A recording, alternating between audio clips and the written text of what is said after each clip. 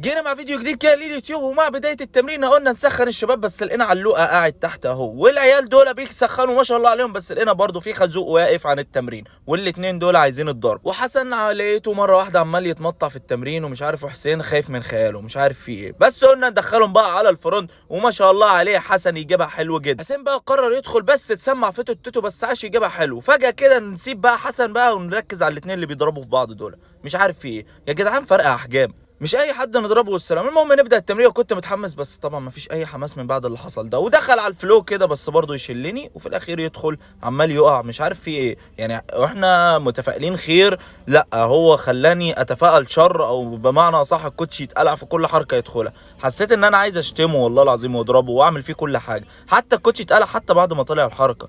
يا ابني انت عايز ايه من حياتي؟ اربط الكوتش بتاعك. كمل اخيرا فرحني وكان ماشي زي الفل لغايه ما وصل هنا، وما شاء الله عليه وقف. بس نكمل التمرين. 3. كمل اطلع كتليب في اللي فوق. ايوه جامد، يلا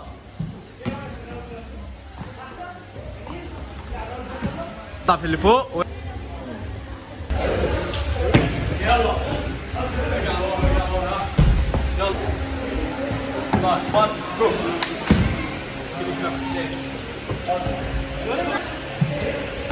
معلش وقفتها اتاكد انها عملت الحركه.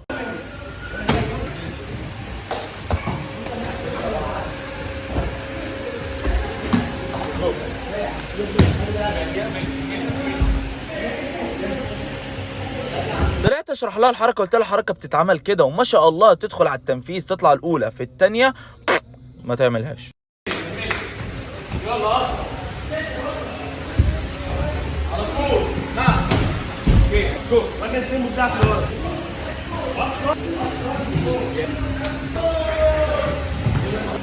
العيال عندي خرع مش عارفين يشيلوا عيل صغير بيقلبوه زي الجردل.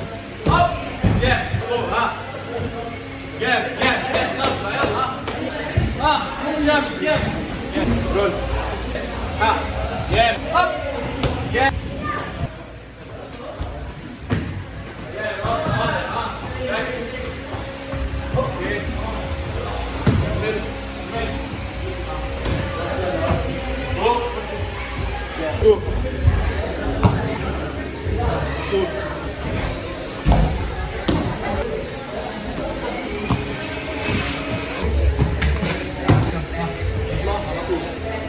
ها اطلع